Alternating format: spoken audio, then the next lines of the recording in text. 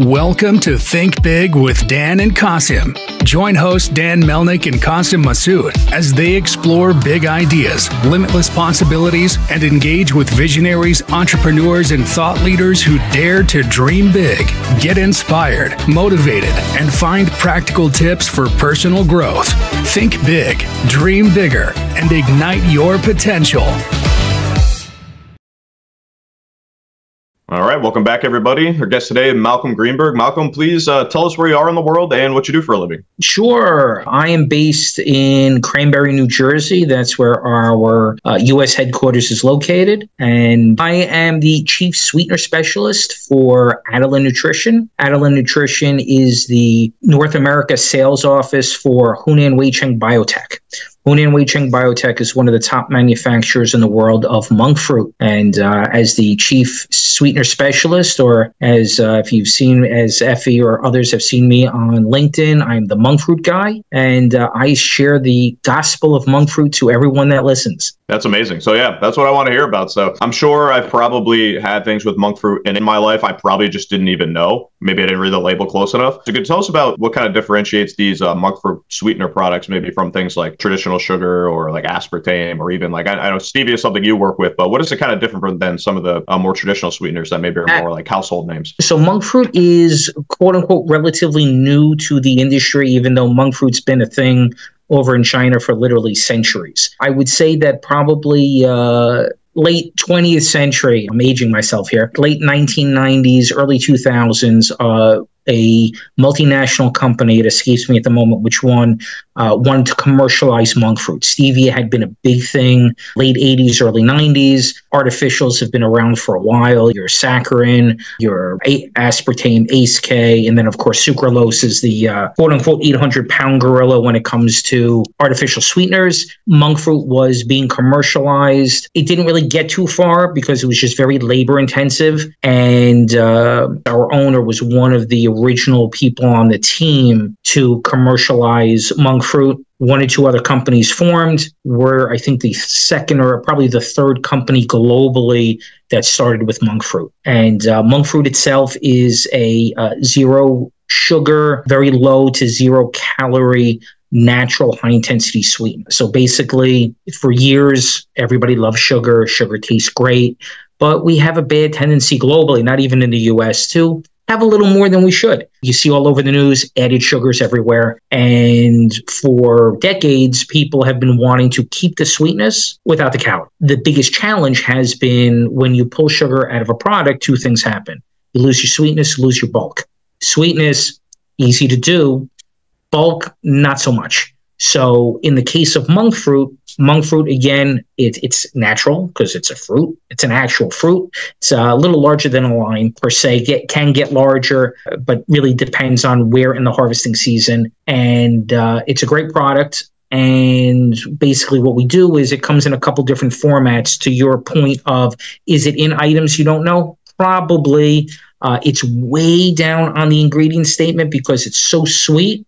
You really need literally like grains to be super sweet. The extracts can be 100, 200, even 300 times sweeter than sugar. Wow, that's pretty wild. So what kind of makes this process different? I mean, what is kind of like the extraction process for these things that are coming out of monk fruits that, makes it so much more potent? Is it like just in how it naturally exists inside of monk fruit, or is it kind of more about the process that goes into extracting it? It's more the sweetness components itself. There are multiple sweetness components in the monk fruit. The sweetest and most commercially viable is called the Mogricide 5. Mogricides are the sweetness components. There's like 5 or 6, 7 of them, different names, different strains, yet the Mogricide 5 or MV is the most potent and strongest of the sweeteners. So for example, it can range anywhere from like an MV1, which is about maybe 2 to 3 times sweeter than sugar. We have a liquid version, which is an MV 3.5. It's about 15 times sweeter than sugar.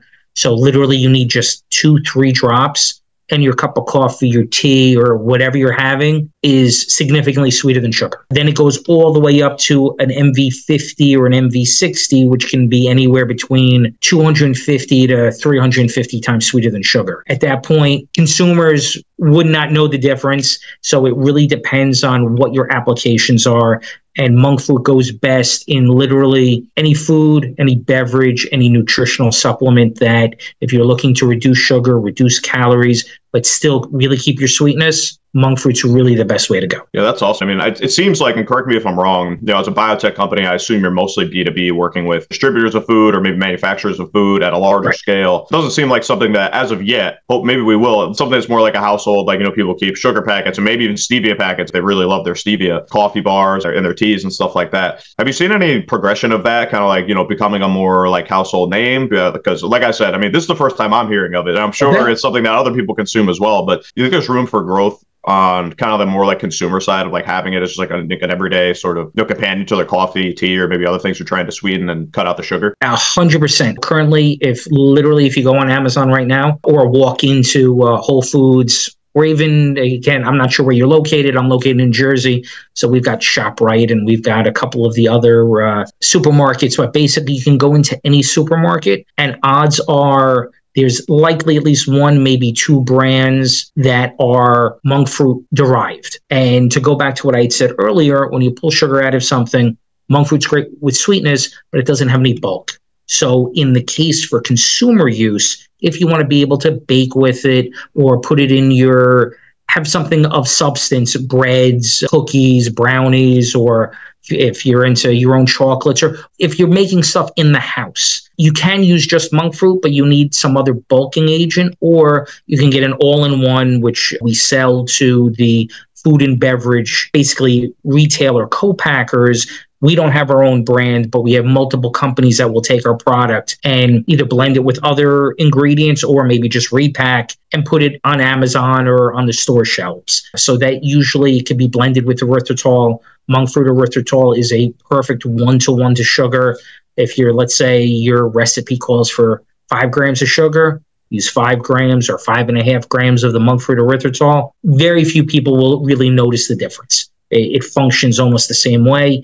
And there's other blends as well. Monk allulose is an up-and-coming rare sugar. So we blend monk fruit with the allulose to do the same type of thing. So there are options. It's really a matter of, again, we all live in a digital world these days, exactly what you and I are doing right now. And you go on Amazon or you go on any multiple websites, you can find either straight monk fruit or a monk fruit blend for your food and beverage applications. Yeah, it's interesting because it's kind of more up to the individual brands to really do, I think, more of like the consumer education if they're going to try to sell it as more of like a D2C type model. If that's something like you provide, obviously, the products to kind of like resellers between people who are manufacturing food and co-packers and things. But the actual brands, I haven't seen anybody out there really, social media or through any other channels, really trying to do like a big push for like kind of, this doesn't seem like consumer education on this. As I see things about stevia all the time. I see things about sucralose all the time. So I'm curious maybe why that is, because I mean, it seems like there's direct applications like folks use sugar and there are other sweeteners right now. It's just not something I heard about. Why do you think that might be? Well, again, it's newer per se. Stevia's really been around for over 30 years now, probably longer than that. Yeah, where did this hit the American market exactly? I would say monk fruit probably hit the market, I would say mid-2000s, probably 2008, 2010. Maybe Gotcha. Probably closer to 2010.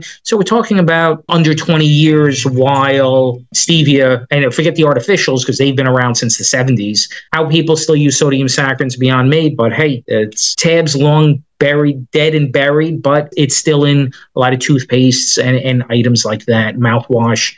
Yet monk fruit is one of in the scope of sweeteners, monk fruit is still relatively new. There are some companies that are very retail oriented on that. For example, one company that I know of, monk fruit in the raw, sugar in the raw, and stevia. Oh, okay. Gotcha. They have monk fruit in the raw. Not saying whose product it is, but I'm just saying that it's a really good product. You can find it on Amazon. You can find it in the stores or whatnot. But to your point on the educational end, I know that there are some companies that are getting it out there. I see on TikTok, on Instagram, even Facebook Reels. I do see some, but yes, I agree that we've spoken to our customers, speak to end users to get that kind of social media out there. It's out there, but it's not to the same extent as stevia and Splenda and some of the other sweeteners out there. But it's definitely a work in progress. That's awesome. Yeah. And I guess I'm curious too. I mean, I see on the website and just and some of the different variants that you mentioned. Can you tell me a little bit about maybe what some like more common or specific applications for the different potencies of sweeteners that are derived from monk fruit essentially are used for? Absolutely. So basically, we offer to the food, beverage, nutritional supplement industries, because we don't do retail. Retail is a totally separate creature. We like our wholesale space. It's just that we're experts in that area. And basically, there's basically three main versions of monk fruit. It really depends on how sweet do you want your product to be. If you want your product to be as sweet as sugar, we offer the monk fruit blends, which could be monk fruit erythritol 1:1 to sugar, monk fruit allulose. For those that are looking for a more, I wouldn't say healthier, but check off those boxes that people are always looking for, we do a monk fruit fiber blend. So basically, you get your fiber, you get your sweetness. It's really a good, healthy alternative to your sugar. Then if you want a product that's slightly sweeter than sugar, that would be, as I explained before, the MV 3.5, which is our liquid version. And the benefits of the liquid version, especially if you're having your coffee or tea in the morning, or if you're a beverage manufacturer and you want to just basically put liquid straight into your liquid without having to blend or shear or anything like that with the powders. Not that you can't use powders. We sell our powders to a variety of all sorts of beverage companies, alcoholic, non-alcoholic, soda companies, tea, protein, ready to drink. I mean, all of them. And then there's the significantly sweeter than sugar, and that's basically the monk fruit extracts. Those are high concentrated powders that can literally, the lowest version is usually 100 times sweeter than sugar, all the way up to almost 300 times sweeter than sugar. So the amount that you need is so nominal per your application. It's really a very little, goes a long way, tastes like sugar, functions like sugar, but it's not sugar. That makes sense. And I guess I'm curious, like the super potent ones, I assume are probably used with like people that you work with where, you know, they're making really large scale, like huge manufacturing things that they can use just like literally like maybe a few drops out of a tincture for a giant batch of a ready-to-drink packaged drink, or like a giant batch of, you know, some kind of like ready-to-eat food, right? Yeah, absolutely. I mean, the equivalency of, for example, 1 gram of the monk fruit 50, for example, would be equivalent to 240 grams of sugar. So just as a point of reference, 240 grams of sugar is equivalent to 960 calories versus 1 gram of monk fruit, which would be 0 calories. That's pretty impressive, honestly. That's kind of a wild thing to even imagine, like, be possible for so much sweetness to be like so dense in such a small volume. So how is like the taste though? Is the taste any different? Is it completely, you can almost notice it? Maybe if you really like know what it is and that is different, you might notice, or is it pretty much indistinguishable? Everyone's got their own sensitivities. And the way I like to put it is, so sugar is taste-wise, we've been humans or Americans, but humans have been using sugar for so long. It's got the perfect profile because we're used to it. But basically, it's got you taste the sweetness immediately. And sugar in general has I'd say a medium hang time. And what I mean by that is, if for 2-3 seconds, you would have that sweetness in your mouth, and there's little to no aftertaste for regular sugar. Again, depending what other ingredient, because no one's just eating sugar by itself. You're not taking a spoon and eating it by itself. You're putting it in something else. So the sugar in general doesn't really affect the taste of most other applications. And I'll use stevia as a barometer, or sucralose as a barometer, because stevia and sucralose act similarly, where you have that, when you first taste it, you have that immediate, like almost bang over the head, intense sweetness. You've got a short hang time. And then when it comes down, in the case of stevia, but even with sucralose, you have kind of like those harsh, metallic, almost artificial taste. Like you can tell it's not sugar. Yeah, you can always tell. Yeah. Always, yeah. Monk fruit operates differently. Monk fruit has a more, pardon the expression, more organic upswing on the sweetness. So it is very sweet, but it's not that like aggressively intense burst of sweetness. It's got a longer hang time. So you actually keep the sweetness in your mouth longer. So some people find that great because, it's sweeter longer. Other people aren't used to that. That's like just a total segue, like American chocolate versus European chocolate. Totally different. They're both chocolate, but they operate very differently. Same thing here. Not saying which is better or which is worse, just saying that it operates differently, even though it's the same type of item. And then when the monk fruit comes down off the sweetness, it's got more of a floral or a fruity aftertaste, but subtle. So again, unless you're spooning the monk fruit by itself, you're really not going to taste any real aftertaste, depending again what the application is. And one of the benefits also of monk fruit is that it does have slight taste modulation. What that means is it can tamper down, for example, if you put it in a protein drink, a ready-to-drink whey tea, they all have these really harsh or intense flavors. Monk fruit's able to tamper that down a bit, so you get your sweetness. It calms the harsh notes down in the other ingredients. So again, it's really a good all-in-one sweetener, regardless of what the application is. Yeah, I think I definitely see that as two potential use cases, right? Where almost indistinguishable sweetness, taste, and profile-wise to sugar, maybe a little different, but not super distinguishable like a stevia is. And then the fact that it can do that with, heavy protein forward things, like, everybody, I think that's ever had a protein shake or a bar kind of recognizes that taste. Like, yes. It seems to consumers like it's just a part of having something like dense in protein. You just have that like feeling, right? So what other kind of business cases do you make? And you look at, a potential partnership with a company that wants to think about using monk fruit instead of maybe sugar like they've used for 100 years. What other kind of business cases do you find yourself typically making to, forge new business relationships and, get people over to the good side of monk fruit? Sure. Well, post-COVID world is much different than pre-COVID world. Post-COVID, people, even though, again, sugar will always be here, no matter how healthy or unhealthy or whatever that we want to be, sugar is always going to have its place. Yet with keto, Atkins, diabetes, diabetics, low carb, there are so many different types of either ways of eating or forced ways of eating that people want to have their sweetness but not have the calories and or the long-term or even short-term negative health issues. So we discuss monk fruit with people and basically say that keep your sugar SKUs, because we know people are always going to want to have sugar in one way, shape, or another, but you're missing the boat on a good segment and unfortunately a growing segment of the population, whether choice or not by choice, that you could be offering your product to and boost sales and get the name out there. You're literally missing the boat. All you need to do is keep whatever SKUs you already have or whatever applications you already have, but add a low sugar or a zero sugar. Because we even work with some customers where they'll still keep sugar in the product, but they'll reduce it by half or reduce it by 60%, 70%, put just literally sprinkles of monk fruit in.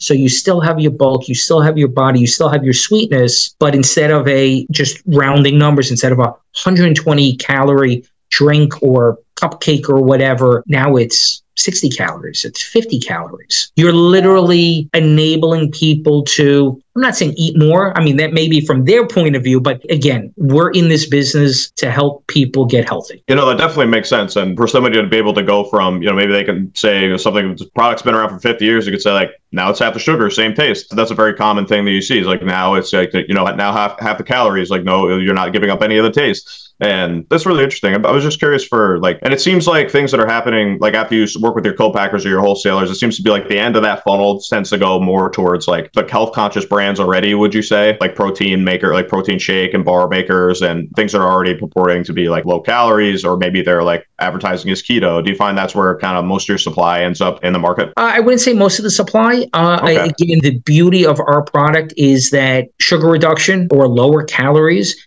is literally applicable across the entire food and beverage chain everywhere. So we don't have necessarily a niche market. We cover like every aspect of the food, beverage, and nutritional supplement marketplace. The thing that, and going back to what you asked earlier, like what are some of the conversations that we have with regards to the protein powder companies, the protein RTDs, I always say to them, I say, you're targeting, yes, primarily bodybuilders, but also your soccer moms or your soccer dads or people that want to be healthy and the kids that are doing these sports and whatnot. So you're wanting to be healthy, but then you put in artificial sweetener, you put artificial ingredients in, like it doesn't jive. Like you're saying one thing, but doing something else. Using monk fruit, you're able to not only continue that healthy trend, you could slap right on the label, no added sugar. You could slap on the label, of course, the kosher, the halal, the non-GMO, all the check boxes that everybody's looking at,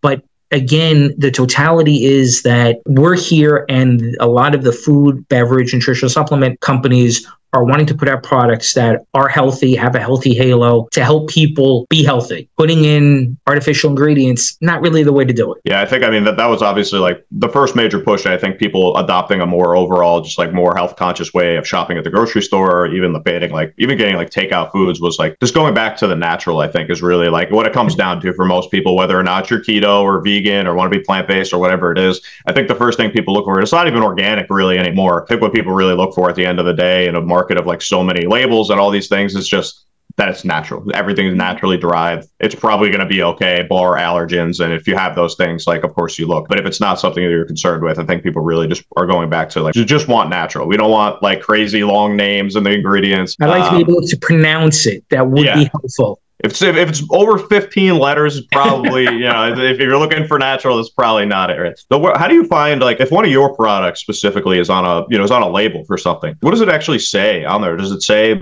monk fruit extract or like, what is it? It can say just monk fruit. It could say monk fruit extract.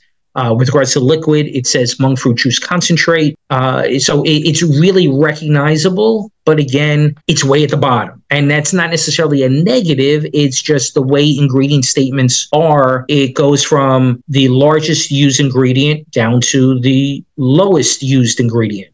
So it generally, we're in the less than 2% used. We're in that area. And again, for most applications, literally per serving grains of monk fruit if you're using the higher level extracts. But even on the lower potency liquid, you're still using so little compared to a lot of other ingredients that are in many of these food and beverage applications. That's amazing. Yeah. And one question I always like to ask everybody that comes on the podcast, and when did you start working as the director of the U.S. market for this company? I joined Adallen in 2018. Gotcha. Okay. Yes. The company was formed in 2014, 2015. Monk fruit is only grown and harvested in China. Mm-hmm. So our company, actually all monk fruit companies, the 3 or 4 major global ones are based out of China. So they created a U.S. office staffed by a few of the people from headquarters. They made sales, but they weren't hitting the market the way they wanted to. They put out a request for someone that's been selling monk fruit or involved in the monk fruit business for a while. I had sold it at a previous company or two, met my current boss, and we hit it off. And I joined. I not only joined the team, I started the team. And we grew from just myself to, I think we're at 4 salespeople now. I'm actually going to California next week to onboard another one.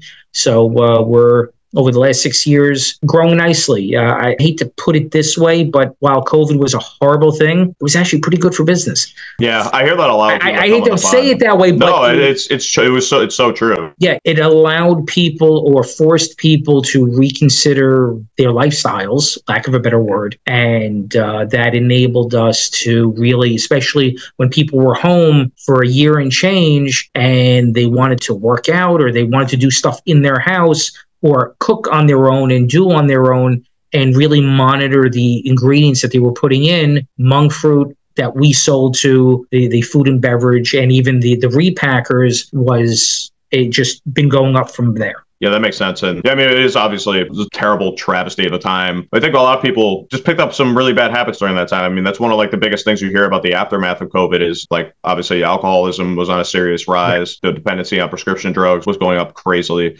And people were just overall like less healthy because of the pandemic, but less healthy in their own kind of habits as well. So, I mean, it makes sense that, folks would be looking to, look for any alternatives to lower calorie count in their foods that have, maybe historically been a little bit higher or lower the sugar content. So that definitely makes sense. And I guess I'm just curious, like, what have you kind of noticed since you started with this brand in 2018 for this company? What have you kind of noticed as far as like preferences for like the businesses that you work with and things like that? What's kind of changed? Obviously, you kind of started right before COVID and after. So can you give me like any specific examples of pivots that maybe the company made or things that you had to do differently, since you started in 2018 versus a couple years after COVID, like we are now? The one on our end, and again, we're one step removed from the retail end. Unfortunately, customer visits are still not the same. While trade shows more than back to where they were, there's still many manufacturers that are not eager to have you visit their facilities. Back in the day when I first been in the ingredient industry about 18 years now. And when I joined and all the way through, it was, and I travel a lot. I'm on the road probably about 40% of the year. And I'll go to, let's say, California, LA area. I have at least 8 to 10, 12 customers just in a 20-mile radius. I'll set a couple days and, hey, how you doing? This is what's going on. These are new items, so on and so forth. I would do that all the time. COVID hit. I was doing what we're doing right now is exactly what I was doing literally all day long, just having Zoom calls, team calls, whatever it was with the customers. And now that things are quote unquote back to normal, the trade shows are still growing every year, which is great because you have that face to face, yet actual customer visits still, some are doing it, but a lot of them are just like, nah, team call. Zoom and Teams really took off post-COVID, during COVID and post-COVID. I had maybe 1 or 2 team or Zoom call prior to COVID. That's when, for example, if I was working with a multinational and couple R&D people are in France and 1 or 2 are in China and somebody else is in here or there or different parts of the country, we would have these types of calls, but they were few and far between versus now 8 out of 10 contacts on a weekly basis, a daily or weekly basis are these types of Zoom, team, whatnot. So I think that's really the biggest shift of the way we communicate. Has it been posing any kind of like specific challenges for you, like doing it this way post-COVID rather than, being able to go and actually be in person and do in-person meets like you used to? I'm old school. I'm the same way.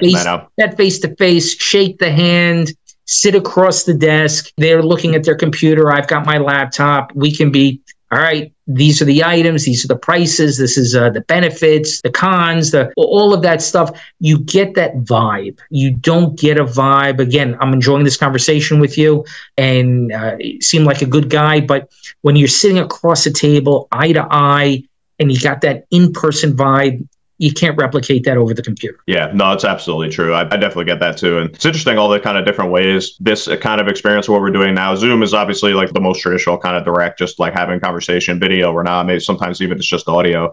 But it's been really interesting to see like some of these companies there's like, whole actual like podcast interface platforms now where you can do different things while you're, having a conversation, and it's very like much more interactive that way. But even using those types of things, I mean, as you say, I 100% agree. There's nothing like the face-to-face interaction. It's just different. It's just natural, the way communication is meant to be in our primate brains. And that's how like what we're supposed to be communicating. I think the most honest kind of communication can come out of that. And I think more just like a personal connection as well with people you're going to be, well, hopefully, if it's a new business visit, somebody that you're going to be working with time and time and time again, to get even especially with first impressions, I think it's really, really important. So I can see how that could be kind of challenging for kind of older souls like us. I know what it's like. Yeah. Yeah. And also being that we cater to the food, beverage, nutritional supplement industries, purchasing is one thing. They pretty much, this is the item, this is the price. Great. Those are people we deal with. But just as important, we work with the research and development, the product development teams. And in previous companies, or even before COVID, when I was at this company, when I did a customer visit, I'd be sitting around the table with all these product development people. I'd be giving them drinks. Not alcohol, but like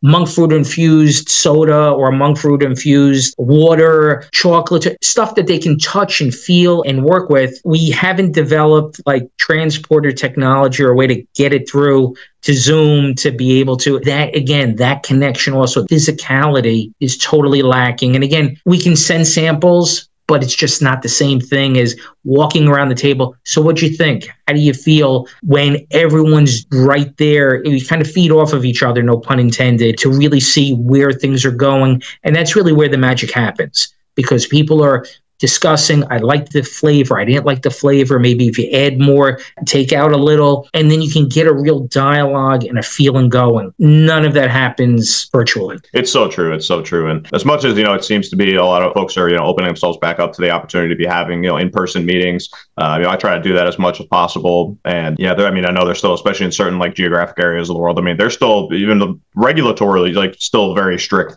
So it's not even a personal preference. things sometimes. Sometimes it's either it's still just like a corporate policy, or it's a state regulation or a county regulation or a specific places regulation. So, but I think we'll get back there eventually. Yeah, no, I hope confident. so. Yeah. Yeah, I'm confident. But again, baby steps. We'll get there. Yep. So, hey, Malcolm, I just want to say thank you for coming on again. I really appreciate your time today. And I just want to give you a quick opportunity. We have a lot of people that come on the podcast or listen to the podcast who are in the CPG space. So maybe somebody listens to this that might be interested in maybe partnering with you. Let everybody know kind of how to stay in touch with you. What's the best way to reach out if they're interested in maybe learning more about the gospel of the monk fruit, or maybe potentially working with you? Absolutely. When I'm on LinkedIn, Malcolm Greenberg, monk fruit guy. Can't miss me. Easy search. Or go to the Adallen Nutrition website, which is www.adallen, which is ADALLEN -nutrition.com, and reach out. There's an info email on there. It goes straight to me. So LinkedIn or our website are the best ways to reach me. Awesome. So thanks again, I appreciate the time. It was great to meet you. Yes, sir. Appreciate you as well. You got it. Take care. Thanks, everybody.